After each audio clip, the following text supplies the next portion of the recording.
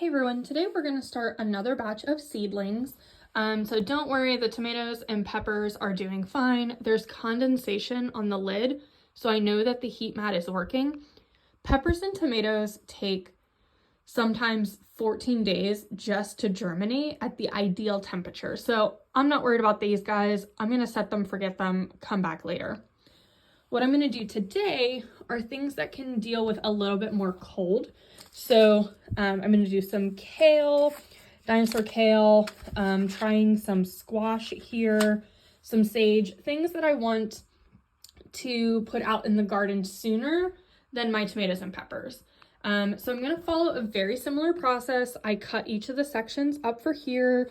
I have my potting mix. I'm going to add water, all that good stuff. But two main differences for these plants.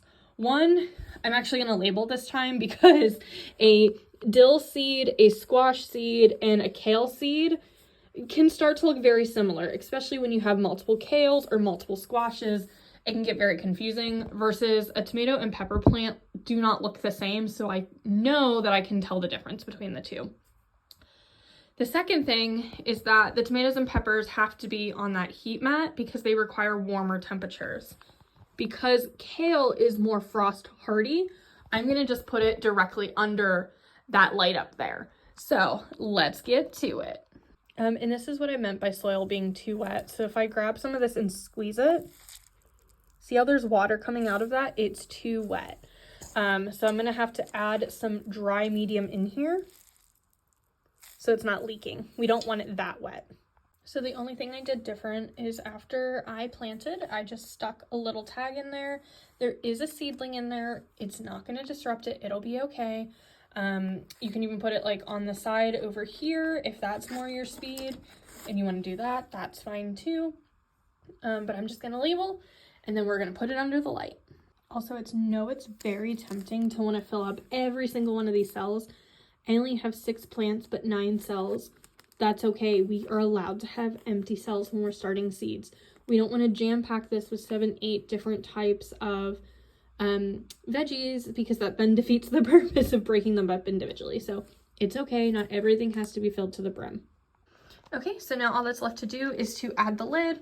I ended up doing 2 butternut squash instead of 3 kale total because I had checked my freezer and I still have kale from last fall, almost 2 pounds of it. So I'm not eating it as much as 3 separate types of kale calls for. I'll just save the seeds for a swap.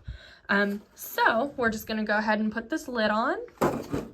Okay, all that's left to do is to plug in the light. Huzzah!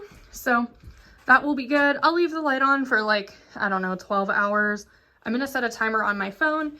If you have a fancy pants light, it might already have a timer on it.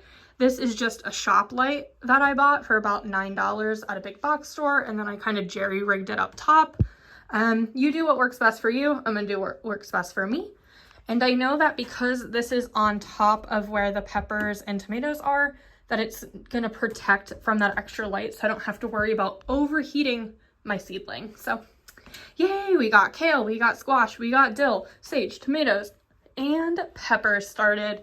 So thanks for following along, everyone, and I'll keep you updated. Bye.